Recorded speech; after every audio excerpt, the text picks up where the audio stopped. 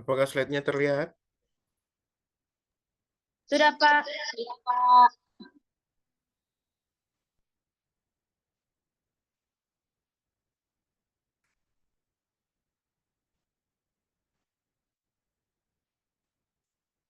Oke, kita mulai ya. Semuanya di on cam ya. Bagian tidak on cam saya kick dari Zoom. Iya, Pak. Winda tidak ada?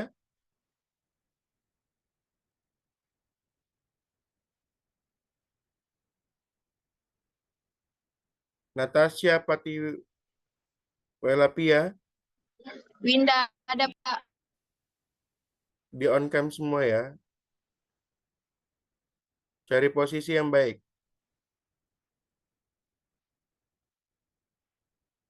Buka catatan ya kalau tidak ini. Mila Latukonsina di on cam. Narni, Narni, Adinda.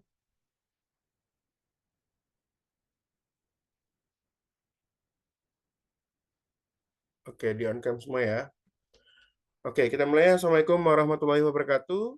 Selamat siang semuanya. Hari ini kita akan belajar ya tentang konsep dan peran keperawatan gawat darurat ya. Kira-kira itu mengapa penting? Karena kondisi gawat darurat itu bisa terjadi kapan saja dan di mana saja ya. Perawat gawat darurat itu adalah garda terdepan yang berhadapan langsung dengan pasien dalam kondisi kritis. Kecepatan dan ketepatan kita akan menentukan hidup dan matinya pasien.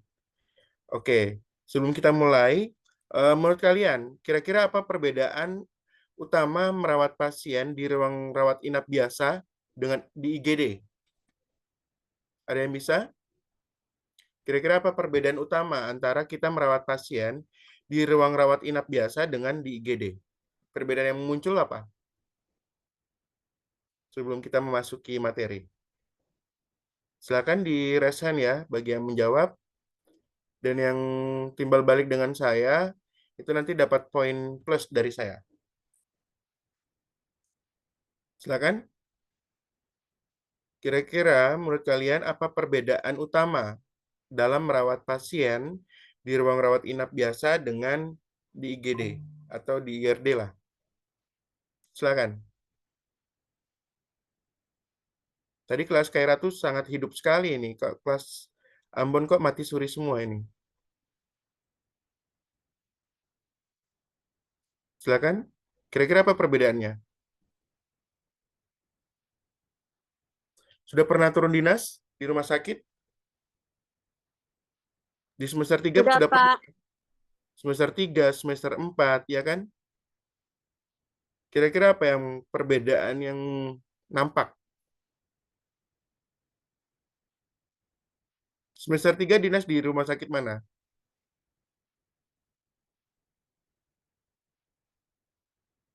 Hmm? Tadi katanya sudah. Di Piru sama di Masohi, Pak. Oke, di Piru dan di Masohi. Walaupun Anda belum masuk di waktu dulu, waktu semester 3 ambil di IGD tidak? Pernah masuk di IGD belum? Kenapa? Masuk kan untuk pencapaian kompetensi KD ya, keperawatan dasar kan? Iya, Pak. Iya, Pak. Silakan, silakan Anda cermati coba kira-kira perbedaan utama itu apa pada saat rawat pasien nih di ruang rawat inap. Iya, Baik, Pak. dengan Ingin menjawab. silakan. Siapa? Perkenalkan, Maulidia Titawayel. Silakan deh. Baik, teman-teman, pada semester 3 kita turun dinas pertama kali. Perlu diketahui bahwa tidak semua mahasiswa mendapat ruangan IGD sebagai ruangan dinasnya.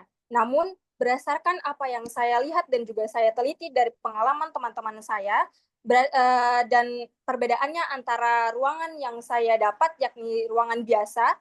Nah, perlu kita ketahui bahwa pada saat pasien dibawa ke ruangan gawat darurat, itu kondisinya sudah sangat kondisinya harus segera ditangani dan juga diambil tindakan secepatnya. Lalu terus gawat darurat ini dia berfokus kepada pasien-pasien yang memang keadaannya sudah gawat dan juga darurat.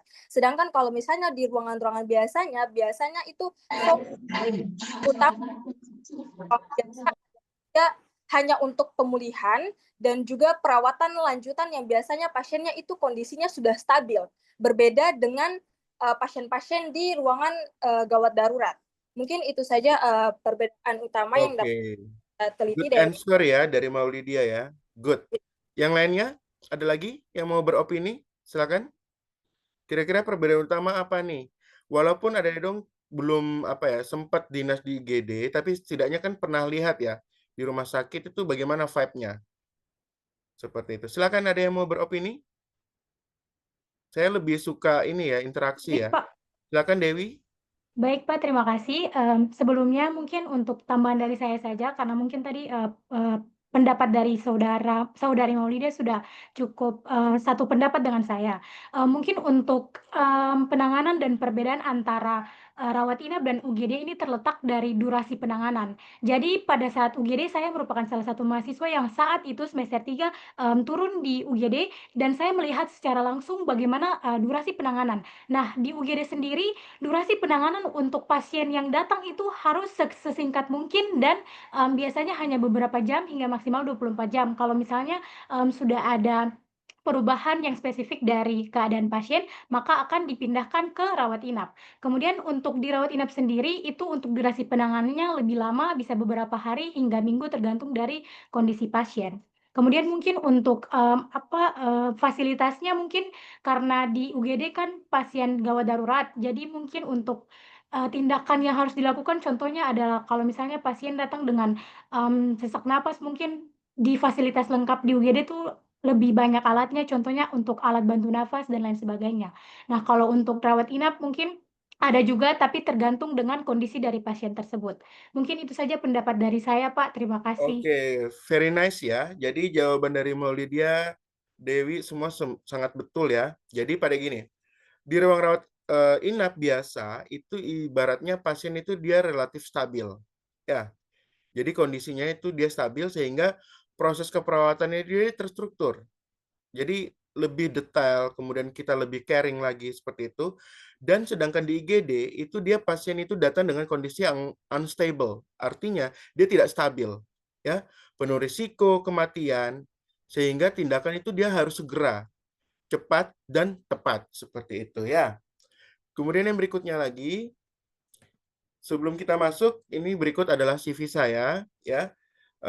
Perkenalkan, saya Narslah Rahmatullah, biasa disapa Pamato, ya. Alhamdulillah syukur pekerjaan sebagai dosen. Saya bergabung di Stikes Malkusada itu dari tahun 2015, kemudian sampai saat ini. Untuk riwayat, untuk keilmuan, bidang keilmuan saya adalah keperawatan medikal bedah, ya, dan keperawatan gawat darurat dan bencana, keperawatan kritis juga seperti itu. Saat ini domisili di Depok, ya, dan terkait dengan riwayat edukasi, saya dulu menamatkan pendidikan saya diploma 3 di Poltekkes Kemenkes Maluku ya. Dari tahun itu 2010 saya lulusnya. Kemudian alhamdulillah syukur dapat beasiswa untuk lanjut studi S1 Profesi Nurse di Fakultas Keperawatan Universitas Erlangga Surabaya ya.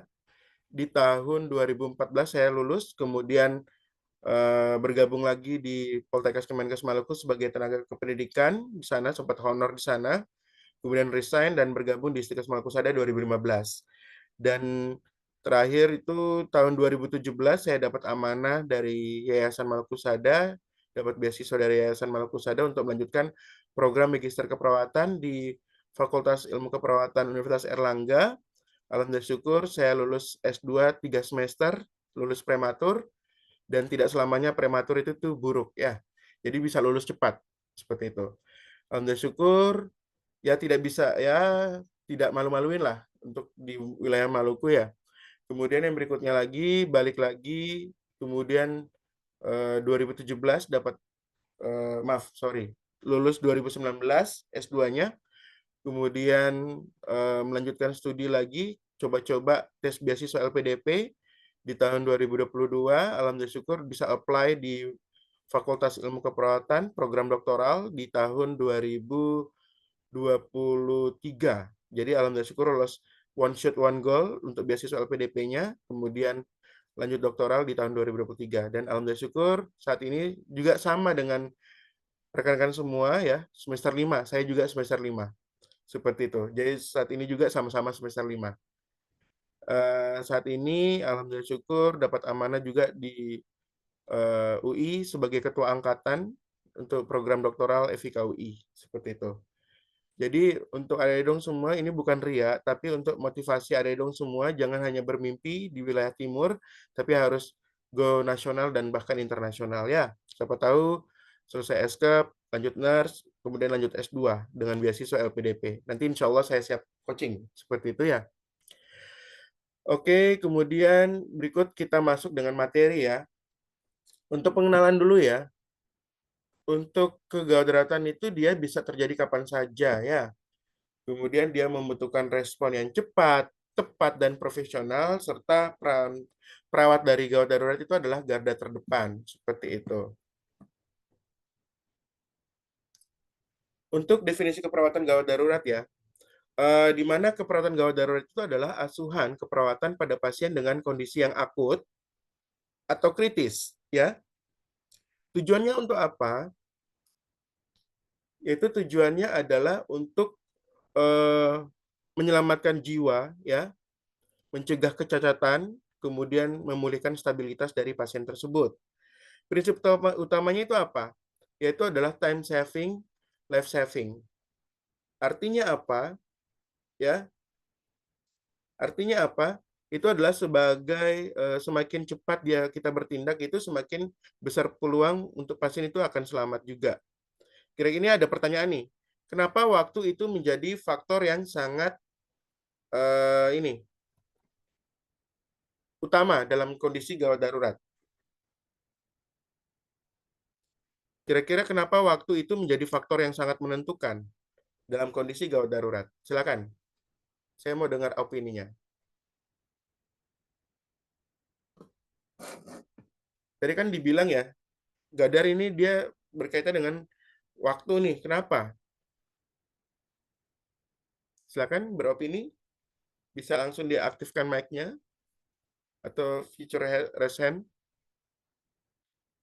Ayo, masa kelas Ambon kalah dengan kelas Kairatu? Kelas Kairatu hidup sekali itu tadi. Silakan. Kira-kira kenapa nih? Waktu atau ini ya, waktu time kayak gitu menjadi faktor yang sangat menentukan dalam kondisi gawat darurat. Ada apa dengan waktu? Kenapa? Silakan diaktifkan mic-nya. Bagi yang mau menjawab, dari sekian puluh orang ini, masa tidak ada yang jawab? Mungkin Ketingnya mungkin? Rafael? Halo? Ya, Pak. Bisa dengar opininya? Kenapa kok waktu itu sangat ya dibutuhkan lah ya? Menjadi ini dalam menentukan kondisi gawat darurat. Opinimu Eh, bagaimana? Baik, Pak. Terima kasih. Kalau menurut saya waktu sangat penting untuk menentukan kegawat daruratan karena gawat darurat ini seperti yang kita ketahui merupakan kejadian yang terjadi secara tiba-tiba dan kemudian kondisi setiap pasien ini berbeda-beda. Dengan demikian, waktu memengaruhi di mana seorang perawat ketika melakukan tindakan kegawat daruratan diharapkan dia dapat melakukan tindakan dengan cepat dan memperhatikan waktu agar mencegah terjadinya hal-hal yang tidak diinginkan. Oke, ada yang lain lagi? Silakan. Good ya, Rafael. Jadi kayak gini. Kenapa waktu itu menjadi faktor yang sangat menentukan dalam kondisi gawat darurat? Alasannya apa? Karena setiap detik itu dia berharga. Misalnya, pada pasien dengan cardiac arrest. Tahu cardiac arrest tidak? henti nafas dan henti jantung, ya kan? Dia ini ada dong semua harus dihafal di luar kepala. Otak bisa rusak permanen dalam waktu 4 sampai 6 menit tanpa oksigen.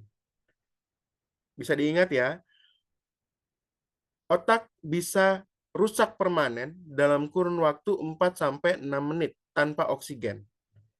Jadi, kalau keterlambatan tindakan itu bisa berakibat fatal, seperti itu. Bahkan bisa mengakibatkan meninggal dunia. Bisa ya? Kalau terlalu cepat bilang ya. Berikutnya, tujuan keperawatan gawat darurat itu apa? 1. Menstabilkan kondisi pasien. Yang kedua, memberikan tindakan untuk penyelamatan nyawa ataupun jiwa pasien. Yang ketiga, mencegah terjadinya komplikasi. Yang keempat, itu memberikan dukungan psikologis kepada pasien dan keluarga. Tujuan ini dia menegaskan bahwa perawat itu bukan hanya fokus pada aspek medis saja, tapi juga psikologis. Pertanyaan yang muncul lagi nih, apakah dukungan psikologis sama pentingnya dengan tindakan medis? Jika iya, kenapa? Jika tidak, kenapa? Silakan. Saya ingin dengar opini kalian.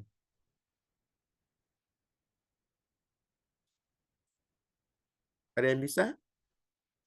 Apakah dukungan psikologis itu sama pentingnya dengan tindakan medis? Mengapa? Silakan. Sebelumnya izin menjawab. Silakan Maulidia. Baik, teman-teman, seperti yang kita ketahui dan juga sudah kita pelajari bahwa keperawatan mengajarkan kita bahwa pada saat kita memberikan asuhan keperawatan harus bersifat holistik ataupun menyeluruh di mana ada faktor psikologis di dalamnya juga. Pertanyaannya apabila penting atau tidak dukungan psikologis itu. Nah, sebenarnya kalau mau kita compare ataupun kita bandingkan, tindakan medis ini memang lebih penting. Namun, tindakan psikologis ataupun asuhan keperawatan psikologis juga tidak kalah penting. Karena bisa saja apabila kita tidak memberikan asuhan keperawatan dalam segi psikologis, maka dia akan memperburuk kondisi daripada pasien tersebut. Contohnya pada pasien HIV, nah itu kan pasien HIV ini sering terstigma oleh masyarakat bahwa mereka ini merupakan orang-orang yang tidak baik karena salah satu penyebab dari HIV adalah pergaulan bebas. Lalu oleh sebab itu dukungan psikologis daripada perawat sendiri ini merupakan salah satu yang perlu dan penting dibutuhkan oleh pasien sendiri. Jadi memang sama-sama penting, namun apabila kita compare dengan tindakan medis, memang tindakan medis lebih penting, namun tidak kalah penting juga tindakan psikologis ataupun asuhan keperawatan berbasis psikologis yang diberikan oleh perawat kepada pasien. Mungkin itu. Oke, good answer ya. Berikan aplaus dulu untuk Maulidia ya, sangat aktif sekali ya. Jadi benar jawabannya, yaitu sangat penting juga ya, tanpa menyampingkan terkait dengan aspek medisnya. Karena apa? Dukungan psikologis itu berdasarkan evidence-based practice of nursing atau berdasarkan artikel-artikel penelitian ilmiah yang sebelum-sebelumnya ini terbukti nih bahwa dukungan psikologis itu dia mempengaruhi. Misalkan satu, bisa menurunkan kecemasan atau anxiety. Ya. Yang kedua, dia bisa menstabilkan vital signs atau tanda-tanda vital. Masih ingat tanda-tanda vital apa-apa saja? Apa-apa saja tanda-tanda vital? Silakan. Tekanan darah, suhu, Hmm. respirasi, dan juga nadi, Pak. Oke, good. Ya, jadi tanda-tanda vital tadi itu sangat ini ya, bisa mempengaruhi seperti itu. Kemudian, dan meningkatkan kepercayaan pasien serta teamwork dengan keluarga terhadap tenaga medis seperti itu. Ya. Selanjutnya, karakteristik utama keperawatan gawat darurat adalah yang pertama adalah tidak terduga dan penuh tekanan. Betul tidak? Yang kedua, itu pasien dengan risiko tinggi kematian. Kemudian lingkungan kerja cepat berubah dan membutuhkan keputusan cepat dan akurat seperti itu. Di mana perawat itu harus tangguh, sigap, dan mampu bekerja dalam tekanan tinggi. Pertanyaan muncul lagi nih, kira-kira apa tantangan terbesar yang dihadapi perawat di IGD? Ada yang ini bisa menjawab? Atau mau sharing silakan. Kira-kira tantangan terbesar nih, kalau misalkan ada dong dinas di ruang IGD nih, kira-kira apa tantangan terbesarnya sebagai seorang perawat? Silakan. Tidak perlu takut untuk menjawab ya. Tidak perlu takut untuk menjawab. Kita sekedar sharing. Kira-kira ini apa nih? Tantangan terbesarnya apa? Kalau misalkan ayo dong turun dinas nih, dapat di ruang IGD. Izin menjawab, Pak. Silakan Sari. Menurut saya tantangan besar yang akan didapatkan dari seorang perawat, yang pertama itu risiko tertularnya penyakit menular, tentunya Oke, seperti good. HIV. Oke, good. Apa lagi? Ada lagi? Atau yang lain? Boleh? Izin menjawab, Pak. Silakan Maulidia. Seperti yang sudah dijelaskan tadi bahwa tantangan yang paling terbesar dihadapi oleh perawat IGD adalah kecepatan dan juga ketepatan pastinya. Karena pada saat kecepatan ataupun timing dikenal sebagai golden time ataupun waktu emas untuk menyelamatkan pasien. Oleh sebab itu, menurut saya yang paling besar tantangannya adalah waktu itu sendiri, tidak lupa juga ketepatan. Karena pada saat pasien datang ke IGD itu kan kita belum tahu bahwa dia tuh penyakit apa dan sebagainya. Maka kecepatan dan juga ketepatannya diuji. Selain itu ada beban kerja yang tidak kalah berat. Karena pasien-pasien di IGD ini memang rentan lebih banyak dibandingkan dengan pasien-pasien di ruangan lainnya. Oleh sebab itu, beban kerja, kecepatan, dan juga ketepatan daripada tindakan perawat itu merupakan beberapa tantangan terbesar dalam menjadi perawat yang bekerja di instalasi gawat darurat. Good. Ya, dari jawaban Sari dan Maulidia sangat luar biasa ya. Jadi untuk ini kira-kira tantangan terbesar apa nih yang dihadapi perawat di IGD? Kalau berdasarkan literatur ya, yang pertama adalah menentukan prioritas pasien dengan cepat atau istilahnya dengan triase, ya kan? Triase itu pernah lihat di IGD belum? Misalnya di IGD itu kan ada yang warna-warna tuh, ya, merah, hijau, kuning, hitam, ya. Nah, itu adalah menentukan skala prioritas. Kira-kira mana yang cepat dulu ditangani, ya. Nanti untuk pertemuan kedua nanti kita akan jelaskan bagaimana cara untuk mentriase. Dan nanti akan saya jabarkan juga beberapa case study ya. Jadi biar ada gambaran kira-kira ini menentukan decision making atau pengambilan keputusan itu yang cepat itu seperti apa dengan pasien yang critical care seperti itu ya. Ibaratnya kita harus menentukan prioritas pasien itu dengan cepat, tetap tenang di bawah tekanan ya, dan panik ya. Kalau misalkan kita panik berarti kan tidak menunjukkan keprofesionalan kita seperti itu sebagai seorang perawat. Serta menghadapi kondisi yang pasien yang dapat berubah drastis gitu loh dalam hitungan menit. Misalkan pasien dengan aritmia mengancam jiwa ya. Tahu aritmia tidak? Kayak heart attack, serangan jantung nih. Kan tiba akal tiba saat nih. Kira-kira oh pasien ini pasti bisa akan mati dengan cepat seperti itu kalau tanpa kita akan lakukan tindakan yang cepat juga seperti itu. Bisa dipahami ya. Kalau terlalu cepat bilang ya. Terus yang berikutnya lagi, peran perawat darurat memiliki 5 peranan penting ya. Yang pertama adalah sebagai provider, memberikan asuhan secara langsung. Ya, asuhan keperawatan tadi yang Maulidia bilang biopsikososial dan spiritual ya. Secara aspek yang secara keseluruhan seperti itu. Kemudian sebagai komunikator, menyampaikan informasi ke pasien, ya, keluarga dan tim. Kemudian yang ketiga itu adalah edukator, di mana kita harus memberikan edukasi yang singkat kepada pasien dan keluarga. Kemudian advocate atau melindungi hak pasien, ya. Dan yang terakhir itu adalah kolaborator, di mana kita bekerja sama dengan tenaga medis yang lainnya. Jadi, di mana perawat itu tidak hanya bertindak secara teknis saja, tetapi juga sebagai penghubung dan pelindung dari pasien tersebut. Pertanyaan yang muncul lagi nih, peran mana kira-kira dari 5 peran ini yang notabene yang paling sulit untuk dilakukan menurut kalian? Kira-kira dari 5 peranan ini apa yang paling sulit dan alasannya apa? Silakan. Kira-kira dari 5 peranan ini apa yang sulit nih dilakukan? Silakan, kita sharing saja, tidak apa-apa. Apakah dari jadi provider kah? Atau komunikator kah? Atau sebagai edukator kah? Atau advocate kah? Atau kolaborator? Silakan. Kira-kira yang paling berat dijalankan ini apa perannya? Silakan. Ayo, ada berapa puluh orang ini? Kah mengantuk kah bagaimana ini? Susi yang tahu di sana? Makan siang kah belum ini?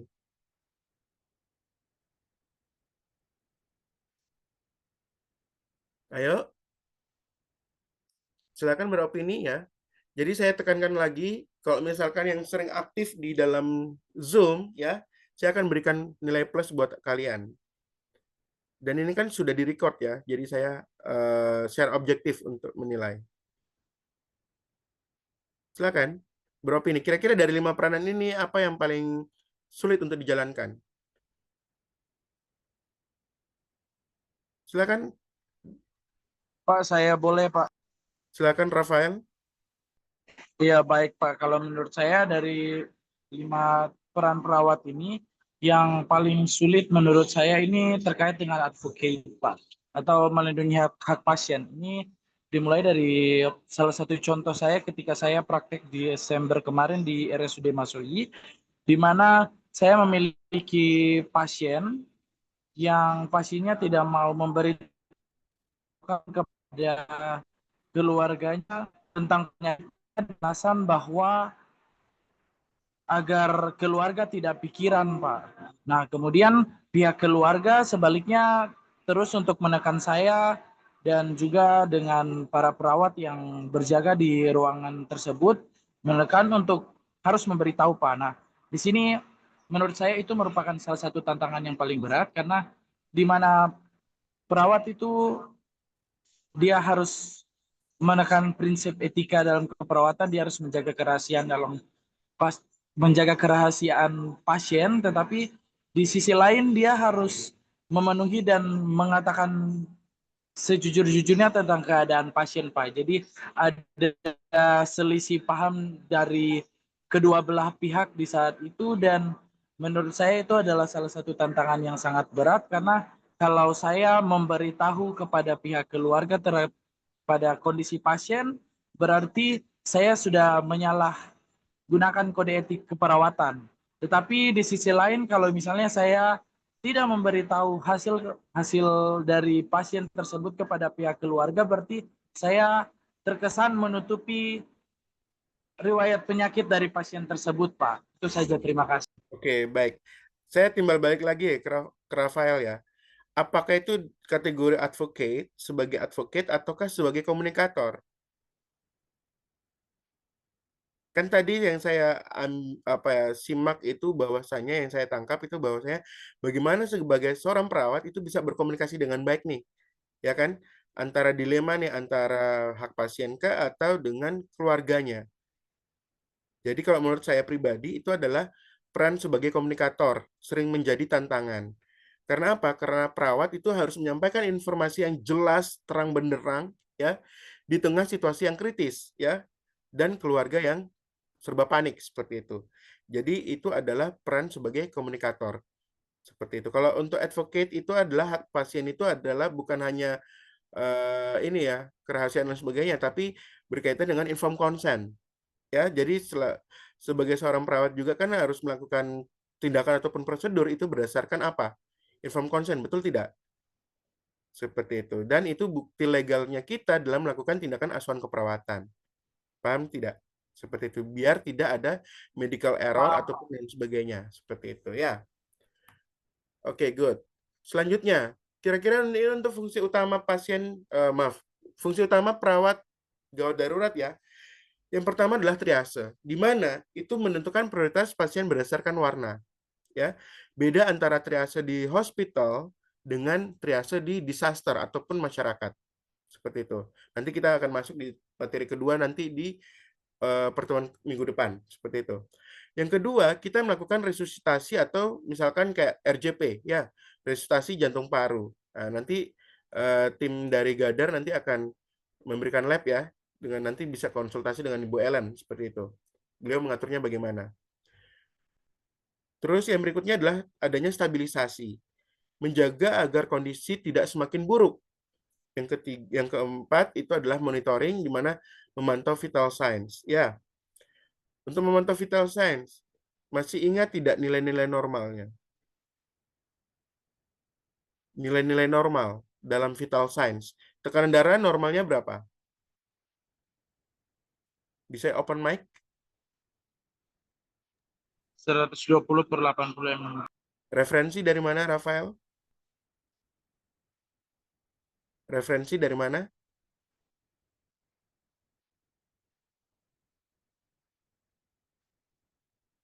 Hmm? Ayo, kan kita harus berbasis bukti ya, atau berbasis fakta ya. Evidence base. Kira-kira referensi dari 120/80 itu dapat dari Yang mana? dari AHA apa kalau tidak salah, American. Yakin, American Heart Association bilang 120/80. Yakin, Iya are Pak. you sure that? Itu AHA tahun berapa itu? Iya Pak. AHA tahun berapa?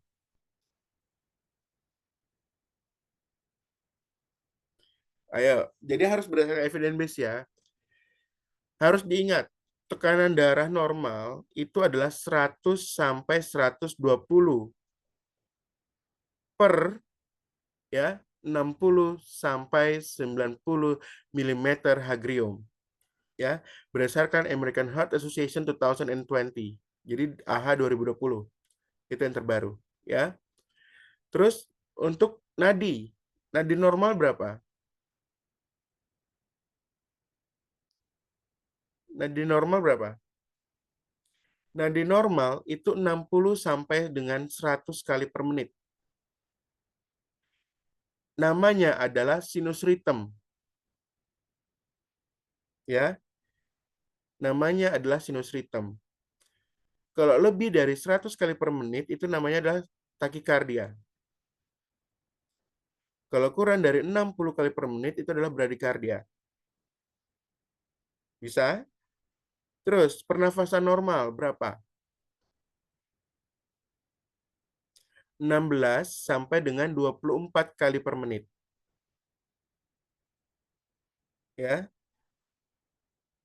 Kalau lebih dari 24 itu namanya apnu. Ya. Bisa? Kalau kurang dari itu namanya apa?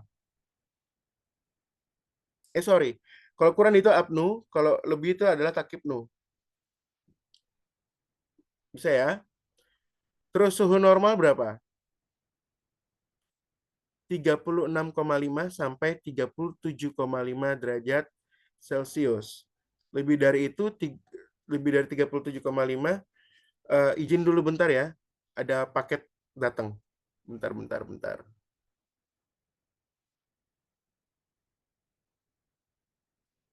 Bentar, bentar.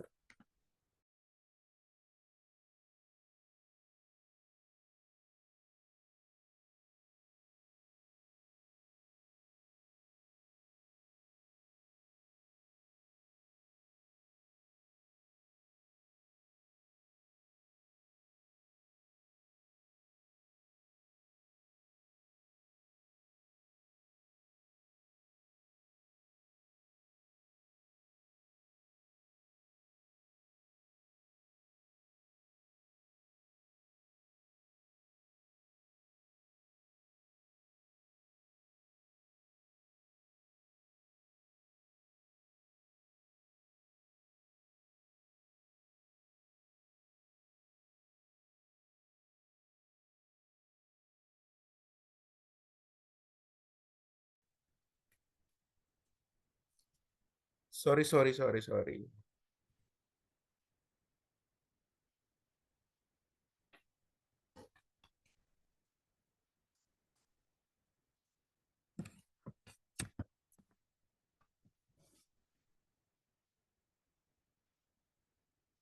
Oke, sorry ya. Tadi paket datang. Tadi sampai mana tadi? Terdistract nih.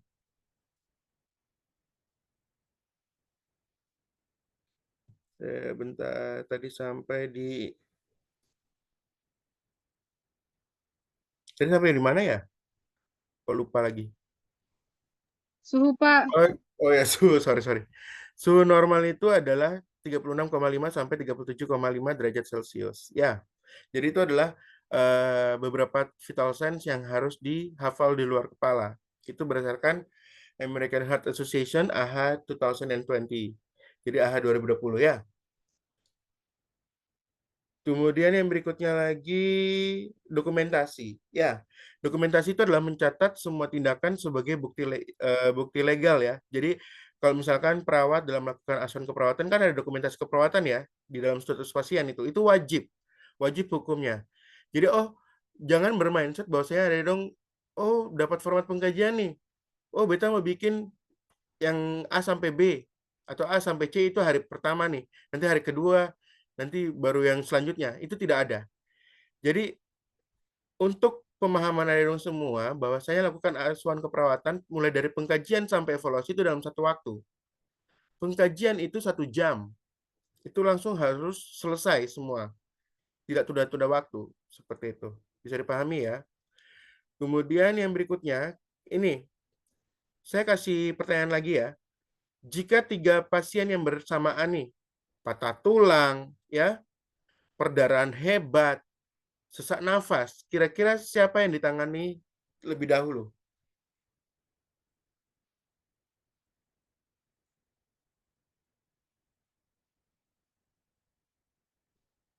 Silakan. Alasannya apa?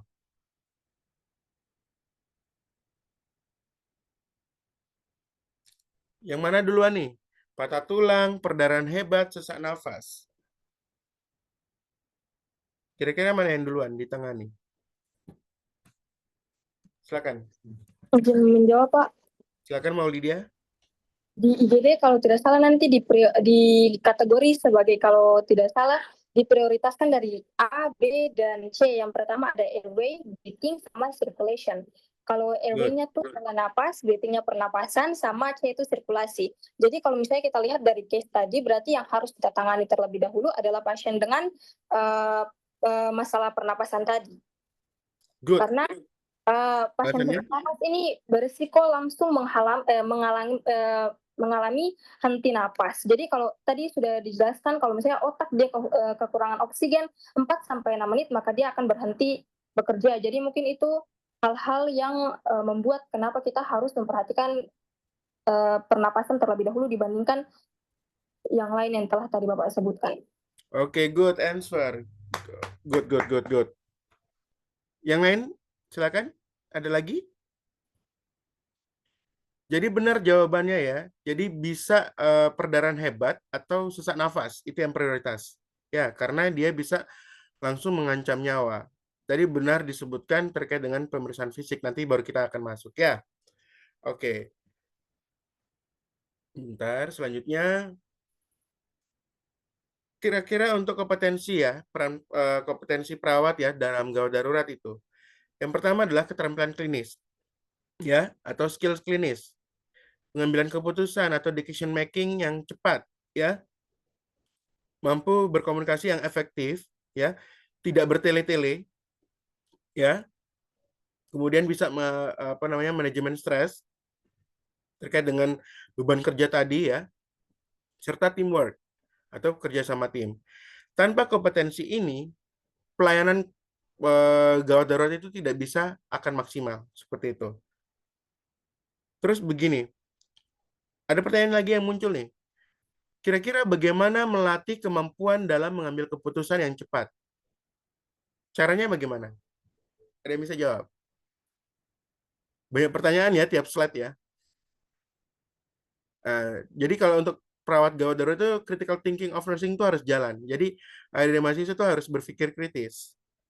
Ya kan? Silakan. Ada yang bisa kasih jawaban? Kira-kira bagaimana kita bisa melatih ya kemampuan dalam mengambil keputusan yang cara cepat? Karena dalam kondisi gawat darurat itu kan harus cepat ya. Respon time-nya itu harus cepat. Seperti itu. Kira-kira apa? Melalui apa? Melalui apa kira-kira? Ya melalui latihan secara terus-menerus seperti itu. Jadi kalau misalkan gini, perawat, ya kan, tanpa adanya latihan yang apa ya, saya di-update terus, di-upgrade, cuma dengan ilmu yang dahulu zaman bahula itu, apakah dia tetap bisa kompeten? Tidak bisa toh. Jadi harus di-upgrade ilmunya. Satu, latihan simulasi yang rutin, kemudian pengalaman klinis dengan beberapa tahun dia di IGD kan pasti otomatis kan dia bisa mengambil keputusan dengan cepat berdasarkan pengalaman. Kemudian serta kebiasaan untuk berpikir kritis. Jadi kayak gini, saya ingin membedakan antara jenjang pendidikan ya, diploma 3 keperawatan. Jadi tiba-tiba kalau misalnya di IGD masuk nih, langsung kalau perawat dengan lulusan D3 itu langsung lakukan tindakan. Ya, skillnya lebih cepat. Kalau kita sebagai seorang nurse ya di rumah sakit, pasien tiba-tiba datang di IGD, kita langsung analisa. Oh, dia vital sign-nya seperti ini. Oh, dia gejalanya seperti ini. Ini kita observasi dulu nih. Oh, langsung kita lakukan decision making. Oh, di masa keperawatan ini. Oh, tindakan keperawatan langsung. Kita lakukan tindakan. Dalam kurun waktu kurang dari 5 menit. Paham? Itu perbedaannya. Kalau S2 keperawatan itu sebagai manajerial. Spesialis sebagai konsultan. Doktoral sisa paku kaki dan tangan sah. Itu sebagai konsultan. Seperti itu. Ya, bisa dipahami ya. Terus yang berikutnya lagi. Etika dan legal. Etika keperawatan itu tetap berlaku ya di IGD. Ya. Dokumentasi keperawatan itu wajib dilakukan sebagai bukti legal dan perlindungan perawat. Kode etik mengharuskan perawat melindungi hak pasien. Pertanyaan yang muncul lagi nih, kira-kira apa risiko nih jika dokumentasi tidak dilakukan dengan benar? Apa yang bisa dialami oleh perawat tersebut? Silakan.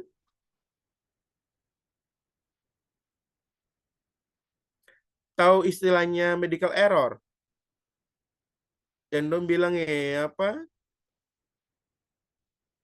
Kejadian-kejadian di berita-berita tuh bayi tabakar karena inkubatornya, suhunya dan sebagainya. Malpraktek. Iya, Pak, tahu, Pak. Nah, seperti itu. Jadi ibaratnya dampaknya adalah perawat itu bisa dianggap lalai secara hukum, ya. Sulit membuktikan tindakan dan pasien bisa kehilangan haknya dan atas perawatan yang benar. Contoh yang simpel saja. Injeksi, ya kan? Misalnya jam sekian jam 12 nih sudah harus diberikan suntik nih, cefotaxim. Akhirnya sudah bikin, sudah lakukan, tapi lupa untuk mencatat, lupa untuk tanda tangan. Nah, itu yang bikin apa ya? Kurang kuat untuk legalnya kita seperti itu. Bisa dipahami ya? Lanjut. Untuk proses keperawatan tetap sama ya. Mulai dari pengkajian, diagnosa, rencana intervensi, ya, implementasi dan evaluasi. Semua sama. Tapi yang membedakan itu apa? Semua dilakukan dalam waktu yang singkat. Seperti itu. Ya kan? Kira-kira apa perbedaan antara proses keperawatan di ruang rawat biasa dengan IGD? Otomatis apa? Kalau di ruang rawat biasa itu kan prosesnya komprehensif ya, berkesinambungan, detail, ya kan, dan bertahap tuh prosesnya. Kalau di GD dia vibe-nya adalah lebih cepat, fokus pada masalah keperawatan utamanya saja, dan sering harus dilakukan bersamaan. Jadi double-double gitu loh, double job. Contoh yang simpel saja, kalau misalkan di ruang rawat inap nih, pasien HIV, Katun dapatkan diagnosa keperawatan adalah 5 contoh. Itu kan harus diambil semua. Kalau di UGD, misalkan pasien HIV atau pasien dengan critical care, ya, dapat 5 diagnosa, tapi yang paling mengancam nyawa itu yang mana? Itu yang dipilih. Satu masalah keperawatan utama. Lain sisa itu nanti baru secondary untuk assessment, seperti itu. Bisa ya? Kalau terlalu cepat bilang ya. Oke, kita masuk nih. Mulai dari primary survey. Ya kan? Tadi yang Maulidia bilang tadi, airway, breathing, circulation, disability, exposure. Tapi sebenarnya dalam kegawadaratan itu mulai dari huruf A sampai dengan I. A itu adalah airway, jalan nafas. B itu adalah breathing, ya, terkait dengan apa? Pola nafas, ya. C itu adalah circulation, berkaitan dengan ya perjantung-jantungan lah, ya. D itu adalah disability, tingkat kesadaran ataupun Glasgow scale, ya. E itu adalah exposure, terkait dengan ekstremitas badan, ya. Kemudian F itu adalah Fahrenheit, itu adalah suhu, ya. G itu adalah gastro, terkait dengan gastrointestinal, abdomen, ya, pencernaan. H itu adalah hemorrhagic, perdarahan, dan I itu adalah injury. Jadi mulai dari A sampai dengan I. Tapi yang biasa dipakai adalah A sampai E saja. Bisa dipahami ya? Oke, untuk airway. Airway itu kayak bagaimana sih? Jalan nafas tuh maksudnya jalan nafas tuh kayak bagaimana? Kira-kira data-data apa saja yang bisa menunjang airway?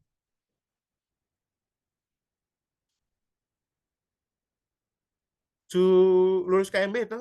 Su lulus keperawatan dewasa 1 kan? Sistem pernafasan. Data penunjangnya apa untuk airway? Tahu pasien itu dia bebas jalan nafas itu dari mana? Ayo. Kayak kita curiga nih turun dinas ini data siluman semua ini. Betul tidak nih? Misalnya gini, misalnya dulu siapa yang mengajar lab untuk pemeriksaan fisik? Kalau dulu untuk pemeriksaan fisik saya yang kasih lab. Jadi mulai dari detail dari ujung rambut sampai ujung kaki.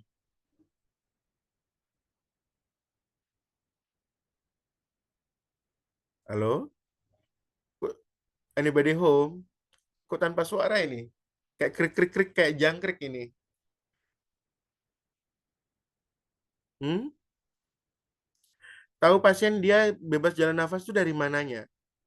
Suara nafas. Suara nafas ada berapa jenis?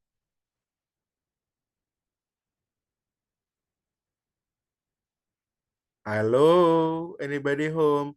Seturun dinas berapa kali? 2 toh? Baru 1, Pak. Oh, kayak apa dewasa 1 ya? Oh, itu pun juga pengambilan keterampilan untuk kebutuhan dasar kan? Ayo, kan ini semester 5 turun dinas nih. Nanti tambah di ruang UGD nanti. Ayo. Lulus pemeriksaan fisika belum ini? Aduh, lulus OSCE toh? Coba kita mau tunjuk dong. Apa ya? Yang pura-pura saya mengerti, saya menganga-manganga nih. Ini Suryono, Suci, tidak ada ya, saya keluarkan ya. Zoom-nya off cam.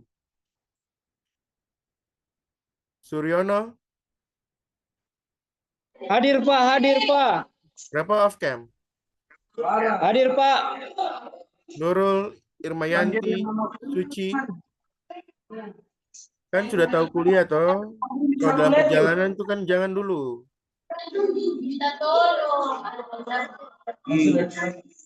Suci tidak ada, saya kick.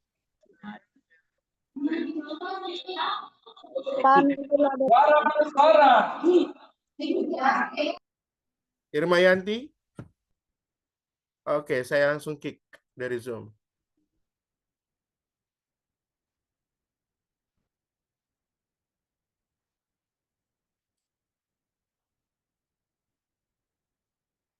Ayo, ada yang bisa jawab? Suara nafas itu ada berapa jenis? Nova Diate ada?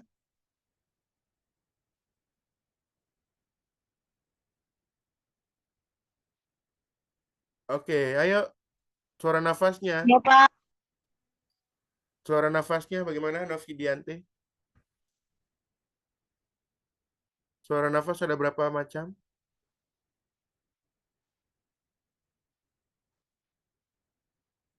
Aduh. Kalau begitu Suryono juga. Suara nafas berapa macam?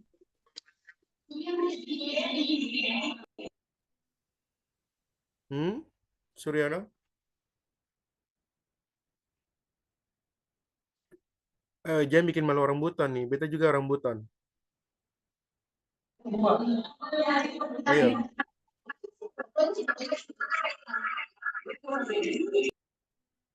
Suara nafas ada berapa jenis? Ada 2, Pak. Salah. Ada 3, Pak. 3 itu apa-apa? Jangan kayak orang kayak cikulu-cikulu Vaskuler begitu. sama bronkial sama bronkioskular. Apa itu? Coba jelaskan.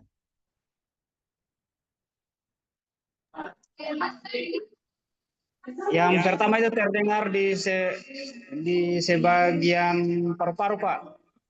Suara Apa? suara lembut panjang saat inspirasi, pendek dan saat ekspirasi, Pak. Contohkan. Kalau bagian kedua terdengar jelas di Itu apa? Itu daerah apa? trakea. Yang dirimu yang pertama tadi jelaskan apa? Yang jelaskan itu apa tadi? Yang pertama.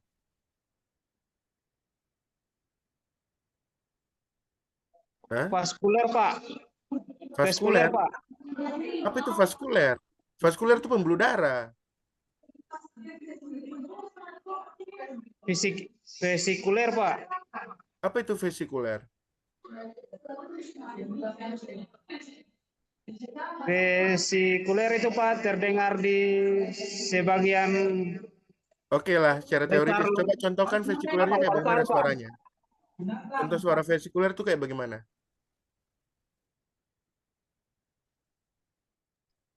Suara lembut, Pak, panjang saat inspirasi, Contohkan, pendek saat contohkan, ekspirasi, Pak. contohkan. Kayak bagaimana?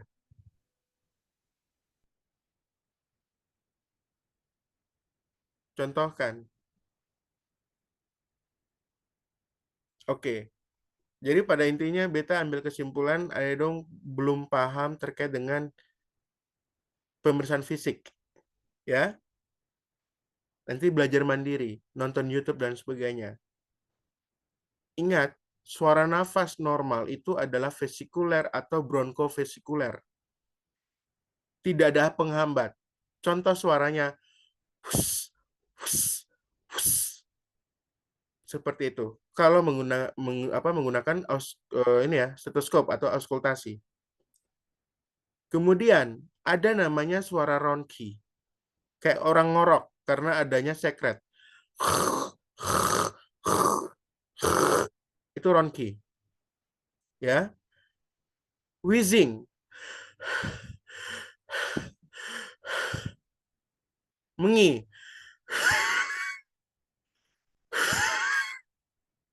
Itu mengi. Ada yang pasien mengalami penurunan kesadaran, itu yang namanya gargling. Gargling itu kayak orang kumur-kumur. Kayak orang manggarong.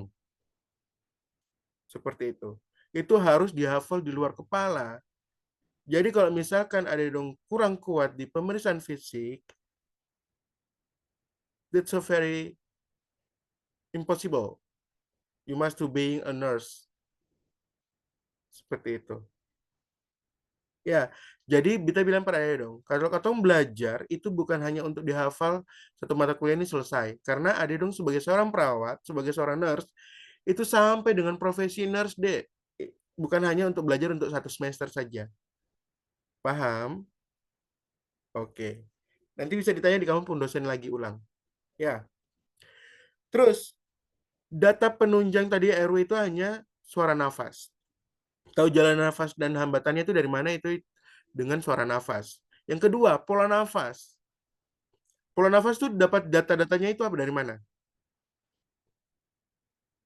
Contohnya apa?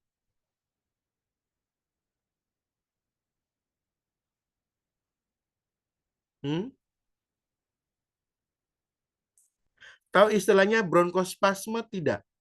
Kan ada prinsip inspeksi, palpasi, perkusi, dan auskultasi kan? Tahu bronkospasme tidak? Pasien dengan sesak nafas. Oh, dia menggunakan pernafasan apa? Cuping hidung kah? Atau torakal kah? Atau abdomen? Atau cuping hidung kah, Seng? Ini nih. Ini nih cuping hidung. Oke. Nah, itu kembang kempis itu dia sesak nafas. Itu satu. Yang kedua, apa? Pernafasan toraks. Ya. Inspirasi berarti dia toraksnya mengembang, ekspirasi dia mengempis. Begitupun juga sebaliknya dengan abdominal. Ya kan? Apalagi data penunjangnya? Respiration rate. Ya kan? Respiration rate-nya. RN-nya berapa? Kemudian apalagi? Saturasi oksigen. Betul tidak? Itu sebagian contoh kecil. Kemudian circulation.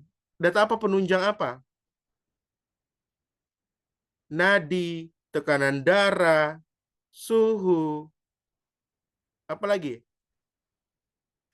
CRT, capillary level time, ya. Apalagi? Disability, GCS, exposure, di bagian ekstremitas, ada tidak jejas, perdarahan, trauma tumpul, trauma tajam, kayak gitu-gitu. Itu harus dikaji. Ya, nanti belajar ulang ya.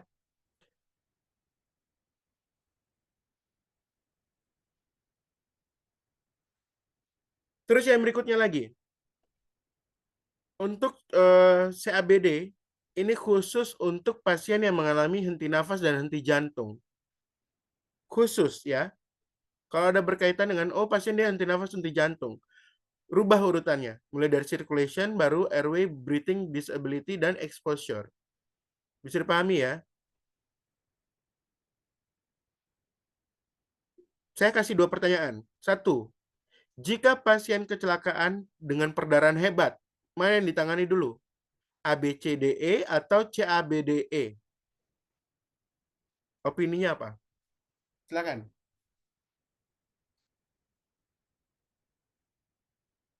Ayo.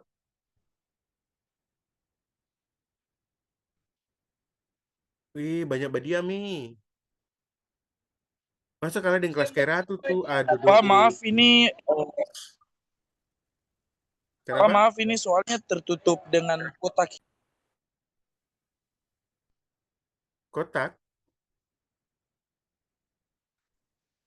Tidak terlihat. Ya, Pak, di layarnya kotak warna hitam.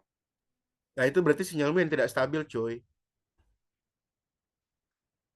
Tadi pertanyaannya kayak gini loh. Jika pasien ya kecelakaan, dia mengalami perdarahan yang hebat, mana yang ditangani duluan? ABC atau CAB?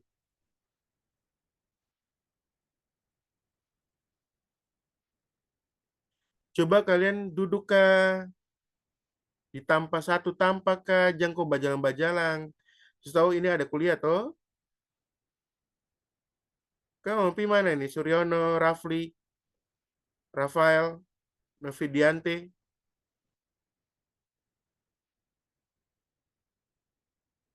Coba kamu duduk di satu tampak kah?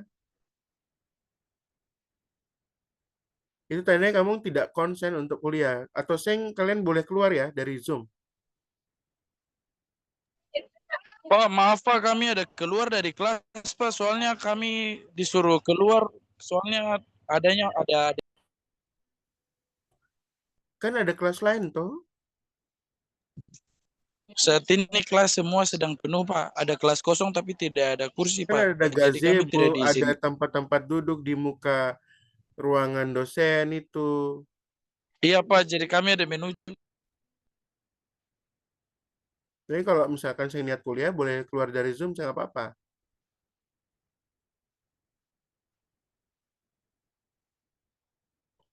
Ayo, kira-kira apa yang duluan yang ditangani? CABDE duluan Pak, dari ke A. Gimana? Mana duluan? Tangani, karena sudah tadi Bapak jelaskan kalau misalnya perdarahan ataupun sistem perdarahan itu masuknya di sirkulasi. Kalau misalnya dengan kasus kecelakaan dan juga perdarahan, karena fokus utamanya adalah perdarahan, yakni yang terganggunya adalah circulation ataupun sirkulasi, maka yang harus kita tangani terlebih dahulu adalah duluan, baru kita masuk ke dalam jalan napas. Oke, good. Kalau misalkan pasien dengan henti nafas, henti jantung, mana yang duluan?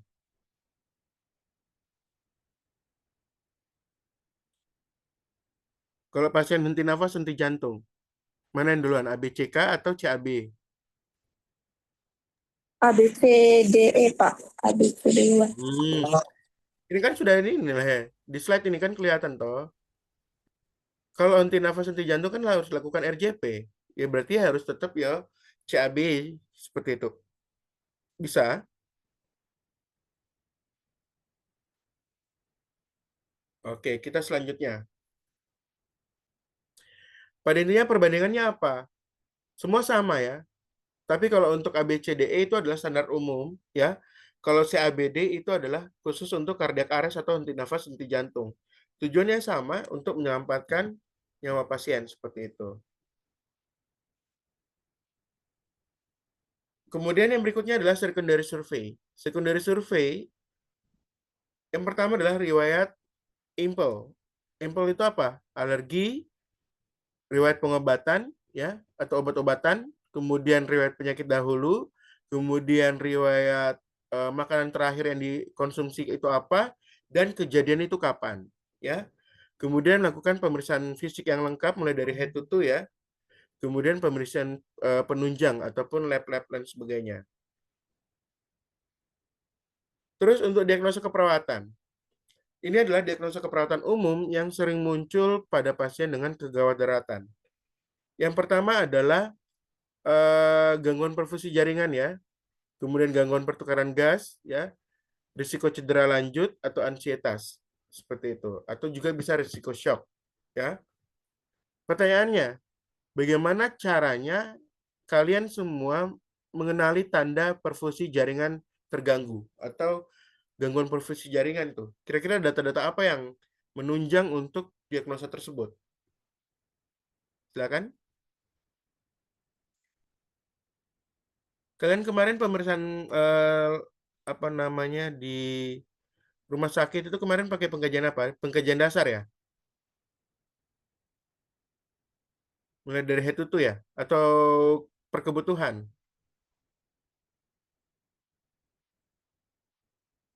Waktu semester 3 kemarin turun dinas. Perkebutuhan kah atau bagaimana?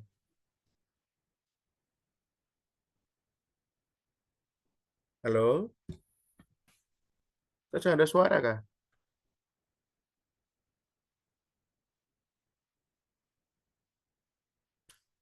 Munira ada?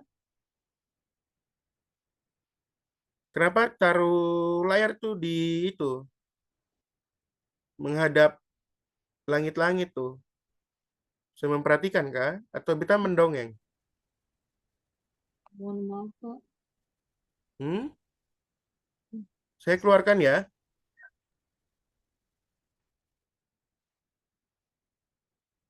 Ini banyak sekali ini yang tidak memperhatikan ini. Mercy, Mercy ada? Oke, saya kick dari Zoom. Ini bikin mood tidak bagus nih. Sumiati Ode, Ada, Pak. Nur Cahya, Maaf, Pak. Saya mau HP baterai 5 aja. Dia ada cas, Pak. Mas konversi ikut. Novidiante. Oke, saya kick ya. Saskia,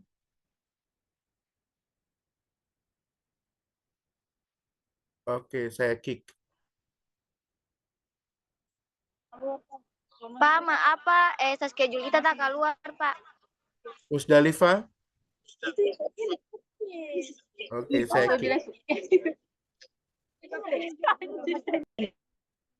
Oke ya.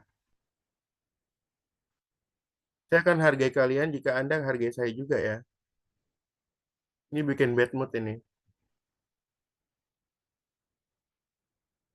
Adisti saya remove.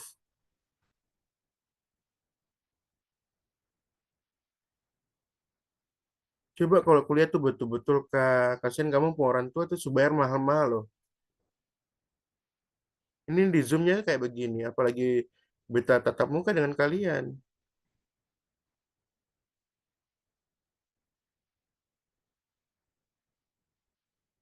Ini Mida mana Mida?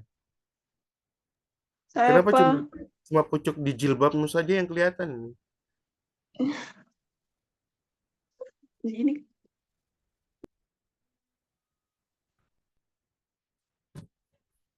Nanti kalau misalkan kalian belum kenal saya, nanti bisa ditanyakan ke senior-senior kalian ya. Saya seperti apa orangnya ya. Ini bikin kesan pertama buruk ini. Yang aktif cumanya beberapa orang. Ingat sekali lagi untuk keperluan gawat darurat itu 4 SKS ya. Jangan anggap sepele ya. Seperti itu. Oke, lanjut. Tadi ya, pertanyaan tadi belum terjawab. Kira-kira data penunjang apa untuk gangguan pertukaran jaringan? Kan sudah lulus keperluan dewasa 1-2, toh. Data-data penunjang apa untuk menegakkan diagnosa gangguan pertukaran jaringan? Perfusi jaringan, sorry. Oke, harus diingat itu adalah kulit ya, tanpa pucat atau apa? Kalau kulit tanpa pucat berarti apa? Bahasa medisnya apa? Cyanosis ya, atau kebiruan ya. Akral, atau akral tidak? Badan, tubuh itu teraba apa? Dingin ya. Kemudian dia punya CRT. CRT itu apa? Capillary refill time. Oke, saya tunjuk ya. Julio ada? Tunjukkan bagaimana cara untuk periksa CRT. Coba tunjukkan di kamera. Cara periksa CRT. Capillary refill time. Silakan, Julio. So, Pak, kalau yang saya tahu cara mengecek CRT itu dengan mencubit di area punggung tangan, Mencubit. terus Oh my kembali God. selama 2 detik. Itu CRT atau turgor kulit?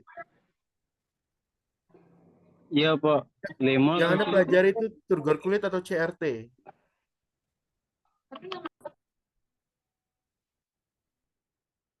Yang Anda katakan tadi itu CRT atau pemeriksaan turgor kulit?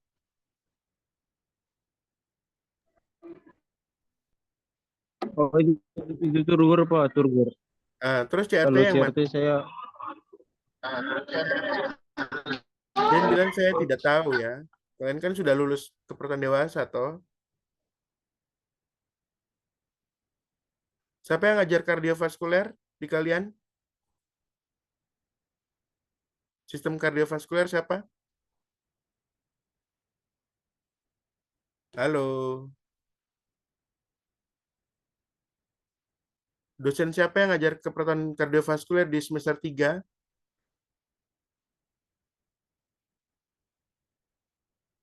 Saya ada jawaban.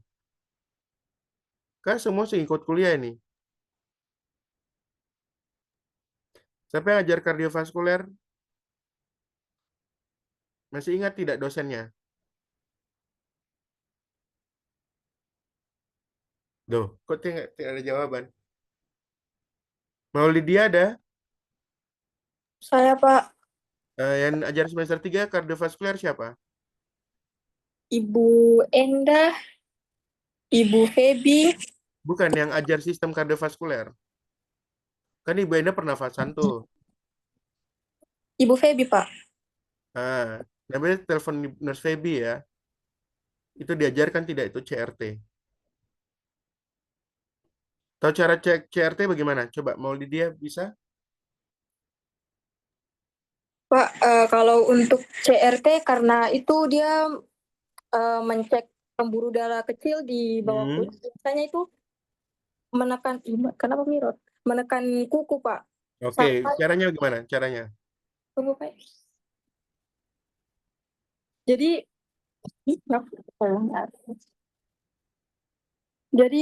kita akan menekan kuku sampai pucat. Terus nanti kita akan hitung kembalinya warna tersebut dari pucat sampai ke warna awal. Biasanya nilai capillary refill time yang normal itu kurang dari 3 detik. Menekan Oke, good. kuku, ya. Terima kasih, Pak. Bagus sekali ya, Maulidia. Good. Dirimu kemarin IP-mu berapa, Dek? IPS atau IPK, Pak? IPS. 4, Pak, 4. Good. Sesuai ya. Jadi kan kebanyakan tuh yang dapat 4,00 itu kan ya kalau cuma dekat dengan dosen saja kan mubazir ya. Kan kadang kayak gitu. Dapat 4,00 dekat dengan dosen, apalagi dengan beasiswa itu memalukan kalau misalkan tidak tahu isi-isinya kayak gitu. Ya. Jadi Maulida good sesuai dengan ilmunya. Jadi dia memperhatikan. Jadi CRT itu adalah dengan pemeriksaan dengan kuku, ya. Dipencet, kemudian kalau dalam waktu kurang dari 3 detik itu sudah harus langsung normal. Jadi warna pink. Kembali ke warna pink. Seperti itu. Kalau dia lama pucatnya, itu nanti bisa mengakibatkan dia tanda-tanda dehidrasi. Contoh, pernah mandi air panas tidak di Tulehu. Sampai kulit-kulit karepu-karepu tuh. Ya kan? Berendam lama, kemudian Anda coba tekan, itu pasti akan lama sekali tuh. Akan langsung warna pink. Itu namanya tanda-tanda dehidrasi. Jadi kalau misalkan Aedung sudah berendam lama, pasti kan dehidrasi ya. Minum air banyak-banyak seperti itu. Bisa ya? Oke, good. Data penunjangnya itu adalah CRT. Kemudian selain itu juga ada nadi. Ya. Nadinya itu dia cepat ataupun lama, ataupun lambat ya. Kemudian tekanan darah juga menurun, ya. Kemudian pasien itu dia anxiety atau gelisah, cemas seperti itu. Oke. Yang berikutnya implementasi. Implementasi yang bisa dilakukan adalah RJP, Evaline, dan cairan oksigen, kontrol perdarahan, dan edukasi keluarga. Ya. Pertanyaannya, jika hanya ada waktu 1 menit nih, apa yang harus diprioritaskan? Mau RJPK atau bagaimana? Atau mana yang duluan nih? Atau dari pemeriksaan fisik yang tadi tuh, misalnya pemeriksaan tadi tuh. Yang harus dijaga duluan adalah airway and breathing, ya. Karena tanpa oksigen itu pasien tidak akan bertahan. Tadi Maulida sudah mengingatkan bahwasanya kalau untuk otak itu dia tanpa oksigen itu 4 sampai 6 menit. Jadi itu harus langsung respon time seperti itu, cepat. Kemudian kalau misalkan pada pasien dengan cardiac arrest atau henti nafas, henti jantung, harus lakukan segera dengan CPR atau RJP tadi, ya. Kemudian evaluasi. Evaluasi itu dia meliputi apa? Yang pertama adalah pemantauan vital signs, perubahan, ada tidak perubahan. Karena itu kalau di IGD itu kita harus observasi itu tiap 15 menit atau bahkan 30 menit. Kalau di ruang rawat inap kan biasa ya, time-time-nya kan bisa beda-beda. Pagi atau siang ataupun sore. Seperti itu. Tapi kalau untuk di IGD itu rutin tiap 15 menit atau 30 menit seperti itu. Kemudian untuk pemantauan kesadaran, apakah dia GCS-nya berapa, dia somnolen kah atau bagaimana, itu harus dikaji. Kemudian efektivitas dari intervensi, dia berhasil tidak nih, ada perubahan signifikan tidak? Kalau tidak ada, berarti kita lakukan perubahan untuk intervensi yang selanjutnya, seperti itu. Kemudian jika ada, bisa lakukan rujukan bila perlu, seperti itu. Pertanyaan ini, ada lagi pertanyaan berkaitan dengan jika pasien itu tidak membaik nih, kita harus lakukan pengkajian sampai dengan evaluasi. Kira-kira kalau pasien tidak membaik, apa tindakan selanjutnya?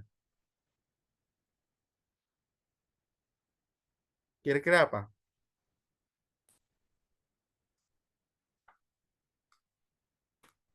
Hmm? Ya harus diulangi lagi penilaian dengan ABCDE tadi. Kemudian kita perbaiki intervensinya. Kalau misalkan oh ini tidak bisa nih. Oh berarti kita lakukan yang lain. Misalkan oh dia pengumpulan nafas nih masih sesak nafas nih. Oh Katong harus lakukan pemberian oksigen. Oh kalau 3 LPM ini tidak efektif. Oh ditingkatkan lagi menjadi 5 LPM atau 6 LPM. Nah, itu namanya seperti itu. Oh posisinya dia supinasi tadi tuh. Oh kalau dia sesak nafas berarti Katong harus lakukan semifolar contoh. Oh kalau semifolar tidak efektif lagi. Oh fowler seperti itu. Bisa tidak? Terus, oh pasien ini tidak kunjung sembuh nih. Oh ternyata dia menggunakan antibiotik, misalkan ampicillin ataupun penisilin. Dia lebih dari 2 minggu. Oh tidak, ini berdasarkan referensi itu bisa kebal dengan antibiotik itu. Maka dari itu harus ganti dengan antibiotik yang lain. Itu berdasarkan jurnal artikel. Seperti itu. Jadi, oh dirubah menggunakan cefotaxim. Oh berarti 2 minggu berikutnya harus diganti dengan cefotaxim. Seperti itu. Bisa dipahami ya? Kemudian lakukan tindakan tambahan, misalkan dengan melakukan intubasi. Tahu intubasi, Kaseng? Nafas buatan pakai ventilator, ya. Tahu ventilator, Kaseng? Yang dulu pakai mulut tuh, langsung pakai mesin tuh. Nanti tanya-tanya di rumah sakit ya. Terus yang berikutnya lagi defibrilasi. Defibrilasi itu dengan desi shock. Tahu desi shock tidak? Kasih kejut listrik. Seperti itu, terutama pasien dengan henti nafas dan henti jantung. Terus rujuk ke fasilitas yang lebih lengkap. Ini efek pada pasien dan keluarga. Kalau untuk pasien, efek pada pasien itu dia bisa mengakibatkan shock, henti nafas, henti jantung, cedera organ vital. Kalau keluarga itu dia panik ya, shock emosional, cemas, beban biaya, dan ketidakpastian. Ini lagi, coba kalau misalkan bagaimana cara sederhana, ada dong bisa menenangkan keluarga pasien di GD. Contoh komunikasinya seperti apa? Misalkan saya keluarga pasien nih, suster, itu nanti bagaimana itu kondisi pasien ini bagaimana ini itu pun AD. Coba komunikasinya kayak gimana? Menurut dia bisa?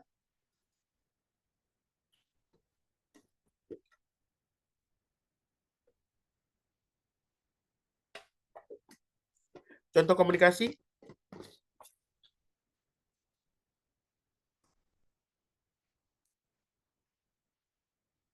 Contoh kayak gini ya. Eh, Permisi Bapak Ibu, ya. Kami sedang melakukan tindakan yang terbaik. Mohon doa dan dukungannya seperti itu. Jadi harus diterapkan komunikasi terapeutik juga seperti itu. Yang terakhir, kesimpulannya, yaitu respon cepat dan tepat adalah kunci. Ya, perawat gawat darurat punya peranan vital, proses keperawatan tetap berlaku adanya, ya, dan teamwork itu sangat penting. Terakhir, pertanyaan terakhir untuk kalian. Kira-kira apa hal yang penting kalian pelajari dari materi ini? Silakan. Kira-kira materi penting, hal penting apa yang ayo dong ini pelajari dari materi ini? Silakan. Langsung open mic ya. Kas yang ada yang dipelajari.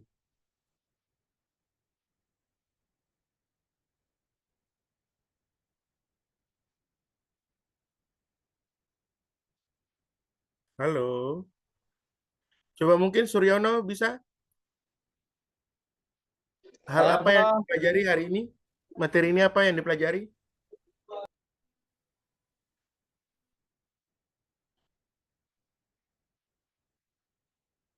Halo.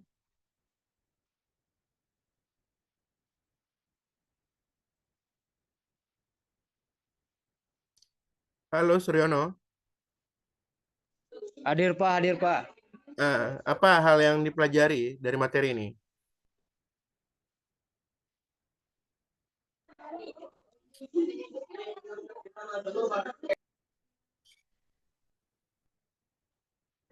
Masih di mute?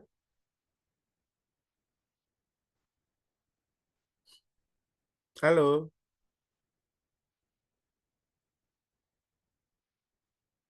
Oke, ada yang bisa? Mau Lydia mungkin? Baik Pak, izin menyimpulkan tentang apa yang tadi sudah kita pelajari.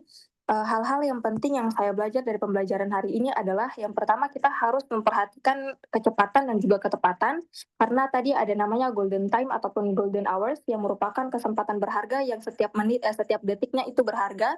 Lalu kita juga harus belajar untuk berkomunikasi terapeutik dengan baik kepada pasien maupun keluarga karena pasti keluarga pasien dalam kondisi yang gawat, dalam kondisi yang tegang maupun cemas. Lalu ada juga hal-hal penting seperti adalah prioritas penanganan tadi. Kalau misalnya pada saat jalan napasnya yang terganggu, berarti kita harus mendahulukan ABCDE dulu terlebih dahulu. Kalau misalnya sirkulasi seperti perdarahan ataupun henti jantung, maka yang harus kita lakukan adalah mendahulukan sirkulasi ataupun CABDE terlebih dahulu. Lalu mungkin itu saja yang bisa saya sampaikan. Saya kembalikan. Terima kasih. Oke, good ya. Terima kasih Maulidia. Jadi kita ambil kesimpulan berarti yang belajar cuma hanya Maulidia saja nih. Yang lain sisa cuma bengong ini. Atau bagaimana? Ada pertanyaan? Silakan. Terkait materi ini, silakan. Oke, jika tidak ada pertanyaan, saya berikan tugas individual. Ya. Tugas individual.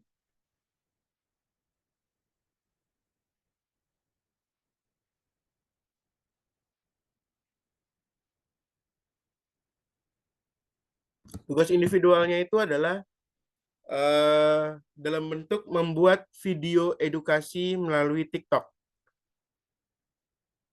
Ya. Silakan dicatat. Membuat video edukasi melalui TikTok, maksimal durasinya adalah 2 menit, tidak boleh lebih, tidak boleh kurang. Jadi 2 menit, jadi memberikan edukasi ya. Kemudian temanya adalah terkait dengan konsep dan peran keperawatan gawat darurat. Ya, bisa pilih salah satu subtema, misalkan terkait dengan triase, ABCDE survei atau CABDE seperti itu. Kemudian peran perawat gawat darurat, kemudian resusitasi jantung paru contoh, atau dampak kondisi gawat darurat pada keluarga. Nah, itu nanti Anda bisa pilih salah satu topik dari itu, nanti akan saya share di grup Messenger ya. Kemudian untuk format videonya itu nanti bisa berupa presentasi langsung ya atau talking head ya. Bisa juga dalam bentuk animasi ya ataupun infografis ya, atau juga bisa blended ataupun kombinasi. Sekreatif Anda. Aturannya, rules-nya adalah menggunakan bahasa Indonesia yang komunikatif, ya, sederhana, dan mudah dipahami oleh masyarakat umum. Beda, tidak boleh menggunakan bahasa medis. Ya, jadi Anda sebagai seorang mahasiswa keperawatan, ya, harus bisa memberikan peran Anda sebagai edukator, menggunakan bahasa yang mudah dipahami oleh masyarakat atau masyarakat awam. Terus isi materi harus berdasarkan sumber ilmiah, boleh buku, teks, boleh jurnal ataupun modul kuliah. Ya, cantumkan referensi di caption video. Ya, jadi kan ada caption tuh, tahu bikin caption kan? Nah, itu nanti harus disertakan juga referensi-referensinya. Minimal 5 saja. Terus gunakan bahasa penyampaian yang menarik ya, mulai dari intonasi suara, ekspresi wajah, mimiknya, gesture tubuh, itu juga akan dinilai. Kemudian hindari konten yang bersifat candaan ya, atau yang candaan yang berlebihan lah. Kemudian menakut-nakuti atau tidak sesuai dengan etika profesi perawat. Kemudian unggah akun di TikTok pribadi masing-masing, tidak boleh pakai IG, hanya di TikTok ya. Bisa juga membuat akun sendiri untuk tugas. Karena nanti tugas-tugas kalian nanti semua di TikTok. Ya. Nanti bisa follow, nanti saya akan share TikTok saya, nanti bisa di-tag ke saya. Jadi saya langsung bisa menilai. Nah, jadi siapa yang mendapatkan likes yang terbanyak juga bisa dapat bagus ya. Jadi tidak boleh menggunakan yang berbayar. Artinya promosi yang berbayar. Ya, itu pasti saya akan tahu. Jadi yang murni-murni saja. Seperti itu. Kriteria penilaiannya adalah yang pertama ketepatan isi ilmiahnya, yang kedua adalah kejelasan dalam penyampaiannya, ya. Kemudian kreativitas dan visualisasinya, kemudian etika dan profesionalismenya, dan teknik presentasi. Itu nanti ada penilaiannya, ya.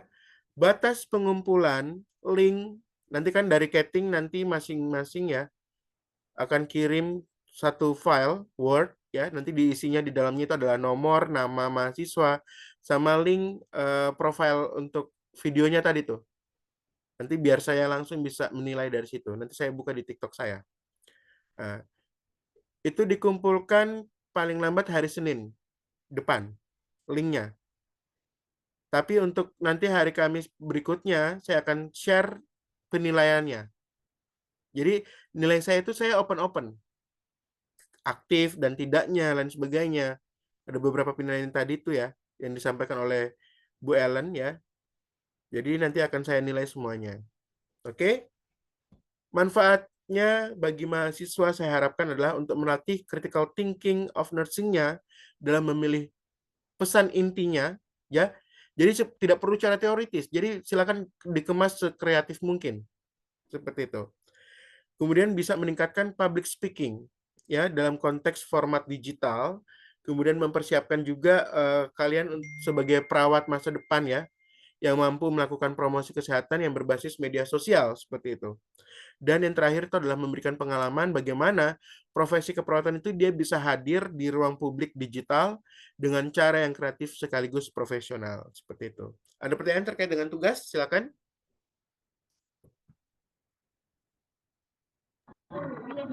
Pak, Silakan saya Julian. mohon maaf Pak, tadi kita dapat RPS dari Bu Ellen, katanya yang mengajar pertemuan pertama itu Pak Dantani Pak. Untuk kelas pagi Pak. Kalau Pak tadi di pertemuan 7 sampai 8 Pak. Duh, materinya apa? Beda. Materinya sama Pak, cuman kan dosen pengajarnya itu Pak Dantani Pak. Lu kan intronya itu saya cuy, biar PS itu pengenalan terkait dengan kegadratan bagaimana Nas dan tadi masuk duluan.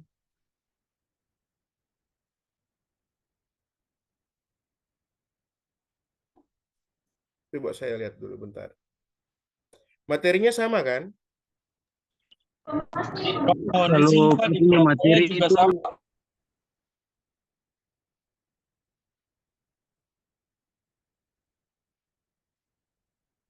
Materinya apa?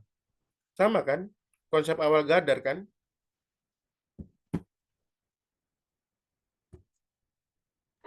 Halo? iya Pak, materinya sama Pak, cuman dosen pengajarnya itu Pak Dantani Pak. Pak Dantani Pak. Hah? Kok Ibu Ellen tidak konfirmasi dengan saya? Kalau di jadwal kami, Bapak masuknya di materi pertemuan 7 sampai 8, Pak. Tadi saya sudah bilang Hasil-hasil.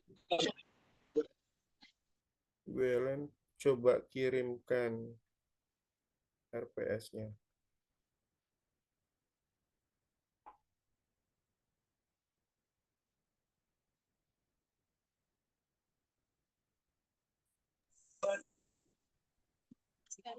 Pak, saya mohon izin teruskan.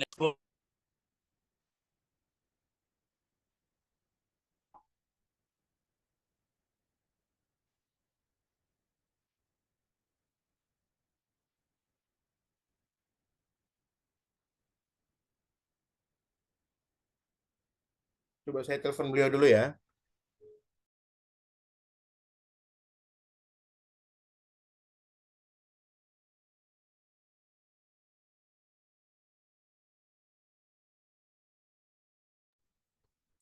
Siapa?